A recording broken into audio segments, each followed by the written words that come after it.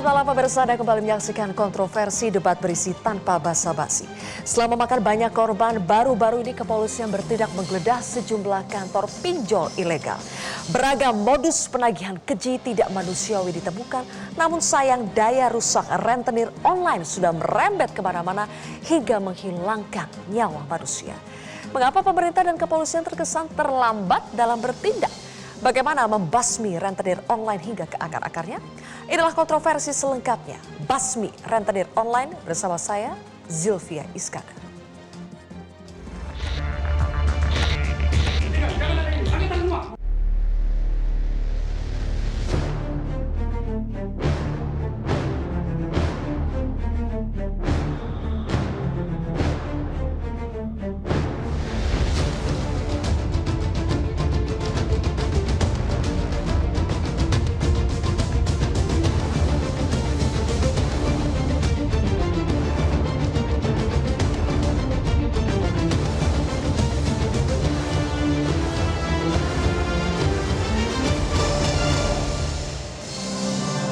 Untuk membahasnya sudah bergabung bersama kami anggota Komisi 1 DPR RI Muhammad Farhan, Sekjen Asosiasi Fintech Pendanaan Bersama Indonesia atau AFPI Sudu Widiatmoko, kemudian analis digital forensik Ruby Alamsyah, pengacara korban pinjol Ahmad Junaidi, dan bergabung melalui sambungan Zoom adalah Direktur Tindak Pidana Ekonomi Khusus Barreskrim Polri Brigjen Pol Helmi Santika. Selamat malam Bapak-Bapak semuanya, terima kasih telah berhadir di kontroversi. Dan pemirsa di segmen berikutnya juga akan hadir Menko Polhukam Profesor Mahfud MD dan mantan debt kolektor pinjaman online Ade Iskandar. Sebelum kita berdialog, saya akan memberikan sebuah ulasan berikut ini. Pemirsa, aksi pinjol-pinjol nakal bukan perkara baru di Indonesia. Sejak kemunculannya pada tahun 2016 ada saja loh masalah yang terkait dengan pinjol yang dikeluhkan oleh nasabahnya. Terutama adalah cara mereka menagih dan mencuri data pribadi. Peminjam dicekik dengan bunga setinggi langit, bayangkan saja pinjam 2,5 juta, bayarnya harus sampai 100 juta. Lalu dikejar dengan teror bertubi-tubi tidak hanya kepada peminjam, tapi juga ke seluruh kontak yang ada di handphone peminjam. Pencurian dan jual beli data pribadi marak dilakukan oleh pinjol-pinjol ilegal. Cara-cara menagih mereka yang keji membuat seorang ibu di Wonogiri bahkan nekat gantung diri. Meski korban-korban sudah berjatuhan, tindakan tegas terhadap pinjol-pinjol nakal baru diambil ketika Presiden Jokowi langsung yang buka suara. Kelamaan. Setelah itu baru deh serentak penggerbekan pinjol-pinjol ilegal dilakukan oleh kepolisian setidaknya dalam seminggu terakhir. Mengapa begitu sulit membasmi praktik rentenir online ini? Saya akan membahasnya sesaat lagi.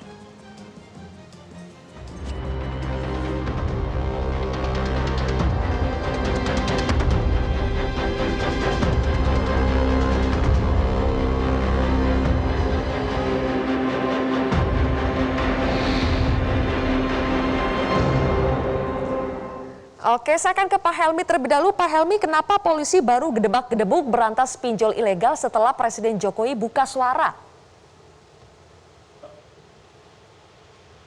Terima kasih, Mbak. Jadi, kita yang kita kepolisian itu sudah berjalan lama. Di sini Pak juga Mas Lutfi sebagai IT, dia juga tahu bagaimana karakteristik dari suatu teknologi.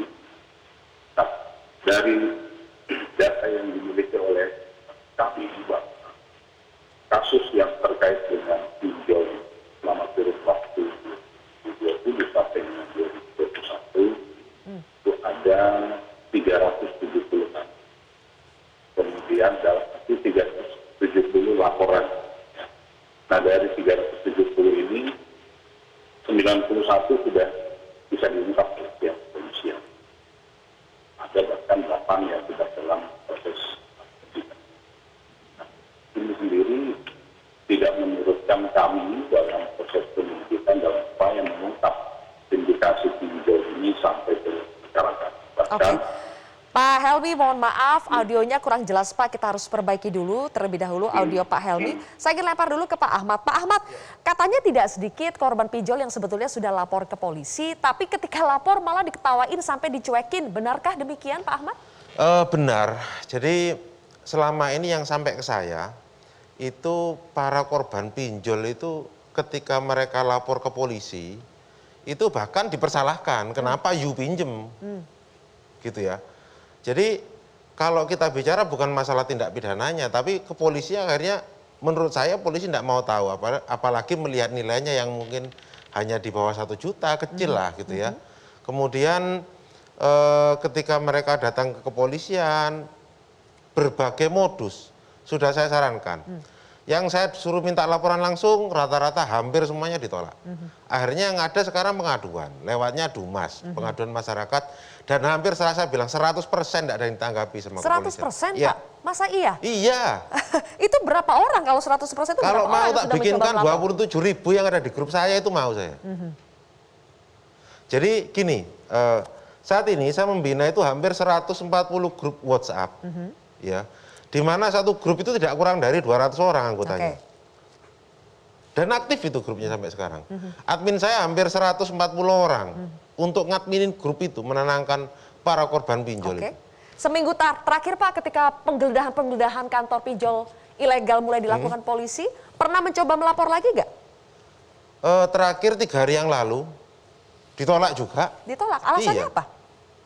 Ya itu salah mereka, kenapa kok Melapornya pinjam? kemana ini? Kenapa? Melapornya ke kepolisian yang mana? Polda. Polda? Iya. Polda di? Jawa Timur. Oke, baik. Pak Helmi bagaimana itu Pak? Ternyata sudah dilaporkan ke polisi, ditolak Pak, diketawain.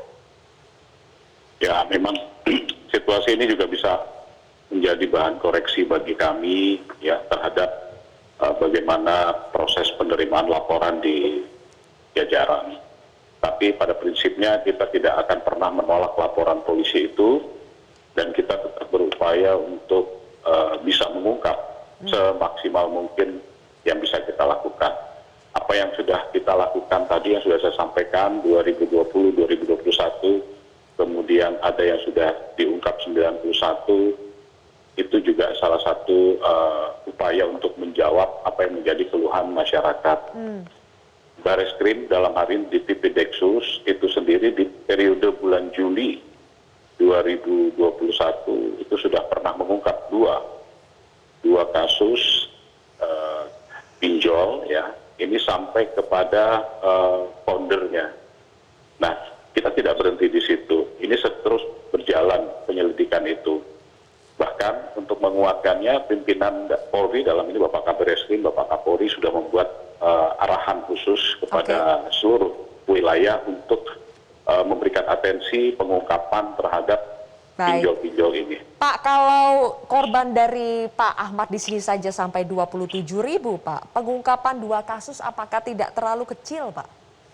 Ya, kalau perbandingannya puluhan ribu dengan 2 kasus itu kan memang bisa dikatakan kecil, tapi ini bukan alasan pembenar bagi kami, ya tetap ini kami anggap sebagai sebuah hal untuk introspeksi. Namun demikian, kalau melapor itu kan harus paling tidak membawa buktinya, kemudian di mana dan lain sebagainya. Ada nggak Pak Ahmad selama ini para pelapor Anda bawa bukti nggak? Sudah, mulai dari chat WA, rekaman teriakan Kak kebun binatang itu juga dibawa. Jadi chat WA, teror dari saudara semua, bahkan kemarin beberapa itu para korbannya itu kita ajak juga, ya ditolak juga akhirnya, sama aja. Sama aja tuh Pak, gimana Pak? Sudah bawa bukti? Bahkan yang parah itu kemarin kantor cabang saya Jogja itu ngajak polisi untuk gerebek kantor pinjol loh, ditolak juga. Oh, udah sampai ngajak polisi gerebek bareng-bareng. Itu. Gimana tuh Pak di Bareskrim ternyata seperti bilangnya seperti ini, tapi di jajaran-jajaran di bawahnya tidak bertindak seperti Bareskrim? Ya kalau memang itu kenyataannya kan saya sampaikan tadi ini menjadi koreksi bagi kami, tapi kita juga harus melihat apa sih sebenarnya yang terjadi. Saya tidak mau terkesan membela diri dan lain sebagainya apa yang disampaikan Pak Ahmadi ya, Pak Ahmad Junaidi, maaf, Pak Ahmad Junaidi. Tapi mungkin mari kalau memang Pak Ahmad seperti itu bisa ke tempat saya, bertemu dengan saya, nanti kita lihat gitu ya, 27.000. Apalagi Pak Ahmad ini sebagai pendamping para korban. Pendamping atau kuasa hukum ini juga beda, ya. Boleh dijawab itu Pak Ahmad. Datang boleh? ke saya. Ya. Silakan Pak Ahmad. Jadi gini, kenapa kok saya mendampingi? Kalau saya kuasa hukum pasti Bapak menanyakan surat kuasa. Surat kuasa saya dari kantor hukum mengeluarkan apabila para korban pinjol itu membutuhkan. Contoh, kita tahu sekarang korban pinjol kan dipaksa, diteror, sampai ke HRD, sampai mau diancam dikeluarkan. Yang paling parah ancamannya seperti apa, Pak? Dibunuh. Dibunuh. Oke. Akhirnya saya mengeluarkan surat kuasa. Nah, di mana itu saya perlukan untuk membantu mendampingi para korban itu ke perusahaannya. Karena teror itu kan tidak hanya pada keluarga, tapi Ya. kepada perusahaan sampai dia diancam dikeluarkan. Nah, kenapa saya bilang mendampingi? Karena saya menguatkan mental, Pak. Oke. Pak Dir. Jadi, saya tidak hanya memberikan kuasa, selaku kuasa, tapi saya Baik. juga mendampingi mereka bagaimana mental mereka kuat. Saya support, gitu loh ya. Bagaimana mereka bisa keluar dari jeratan pinjol itu. Mental terparah atau kerugian secara mental terparah yang dialami korban Anda apa? Bunuh diri? Ada yang bunuh diri? Ada. Ada yang bunuh diri? Ada. Oke, apakah itu 27.000 itu mayoritas berasal dari pinjaman online ilegal atau ternyata banyak juga yang legal? Legal itu kan beranak pinak ilegal. Jadi satu ilegal, gini loh, contoh kita punya aplikasi satu yang legal itu ya. Terus tiba-tiba masuk ke rekening kita itu mungkin 10 pinjaman. Itu kan ilegal semua nanti. Nah, nanti kita pun akan ditagih, baik yang legal maupun ilegal sama aja ditagih. Padahal pinjamnya hanya ke satu aplikasi. Iya, tapi itu kan ternyata satu dapat. rumpun kadang. Oke, kenapa bisa demikian Pak Sunu? Kenapa pinjaman online legal ternyata katanya juga bisa memamah biak menjadi pinjol-pinjol ilegal? Oke, saya baru dengar informasi ini, tapi yang dari kami, dari anggota kami yang 106 Pak ya, anggota kami, kita selalu menyampaikan bahwa tidak boleh ada fintech yang bekerja sama dengan fintech ilegal. Karena itu adalah musuh kita bersama. Nah, kalau Bapak tadi ada informasi yang Bapak sampaikan, tolong sampaikan kami Pak. Nama platformnya, beserta bukti-buktinya disampaikan kepada kami. Tidak hanya kami aja Pak, silakan juga sama dengan OJK Pak. Jadi dua kantor langsung, OJK sama AFPI. Nanti kita langsung proses di kita. Kalau memang ada bukti persekongkolan antara fintech yang legal, kemudian datanya hanya di fintech legal, tetapi kemudian ada pinjaman masuk dari fintech-fintech yang ilegal, tolong disampaikan kepada kami nanti untuk kita akan proses. Oke, selain itu Pak, kalau menurut data YLKI Pak Sunu, ternyata cara penagihan kasar yang dilakukan itu tidak hanya pinjol ilegal Pak, tapi juga pinjol legal itu juga melakukan yang sama. Dari 100% pengaduan, 70% itu pinjol ilegal, 30% pinjol legal. Jadi cara-cara brutal juga dilakukan oleh pinjol legal. Ya.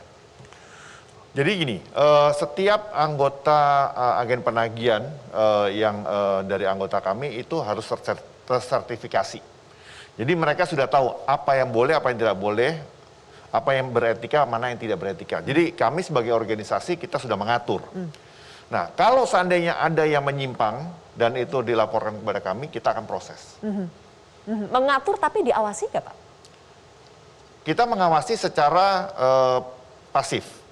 Karena kan setiap kegiatan collection itu sendiri, itu kan dilakukan di masing-masing perusahaan. Jadi kita nggak mungkin mengawasi secara langsung. Ini debt collector-nya bersertifikasi gitu? Ya. Jadi kita Berarti dilegal kan jadi debt collector itu? agen Yang kegiatan mensertifikasi collection. debt collector itu loh siapa? Tunggu Pak, kegiatan kolektor, desk collection itu adalah bagian dari kegiatan pinjaman online Pak. Itu merupakan satu bagian. Ada yang in-house, ada yang pihak ketiga. Yang pihak ketiga yang menjadi anggota AFPI itu harus tersertifikasi Pak. Supaya mereka tahu apa yang boleh, apa yang tidak boleh. Nah, mungkin Bapak mengacu kepada praktek-praktek penagihan yang dialami oleh fintech yang ilegal. Sekali lagi saya sampaikan, kalau seandainya menurut Bapak ada bukti kuat bahwa tindakan penagihan yang kasar, yang tidak manusiawi, tidak beretika itu dilakukan oleh anggota dari fintech legal atau agen pihak ketiga yang menjadi anggota AFPI, laporkan ke kita Pak. Kita akan Ada proses. itu buktinya Pak Ahmad? Proses apa? Kami sebagai organisasi ada yang namanya komite etik Pak. Jadi semua itu kita ada kode etik. Pelanggaran terhadap kode etik itu ada wasitnya. Bukan, kalau saya kan hanya pengurus Pak. Ada wasitnya. Wasitnya adalah lawyer yang menjadi anggota komite etik. Mereka yang akan menjadi wasit apakah yang dilakukan ini melanggar atau tidak. Kalau melanggar seberapa berat hukumannya itu mereka yang menentukan. Tapi kalau hanya pengawasan bisa dilakukan secara pasif Pak, apakah betul-betul bisa menjadi wasit yang baik kalau pengawasannya pasif? Pengawasan pasif itu begini Bu, jadi kita menerima laporan dari masyarakat. Kalau mereka merasa dirugikan, mereka melapor, kita proses. Di situ ada SLA-nya. Laporan masuk, kemudian dalam 3 hari harus ada settlement dari pihak yang dilaporkan. Oke. Kalau enggak, masuk ke komite etik. Kita Itu akan prosedurnya bahas. udah jelas sekali kalau di kita. Oke, kalau memang betul prosedurnya sudah jelas, tapi kenapa pada kenyataannya terlalu banyak modus operandi yang dilakukan dengan cara-cara nakal untuk mengintimidasi, meneror para peminjam online ini? Kenapa sebetulnya data diri, kontak, bahkan foto kita bisa diakses secara ilegal oleh pinjol-pinjol ini? Kami akan bahas lebih jauh pemirsa sesaat lagi.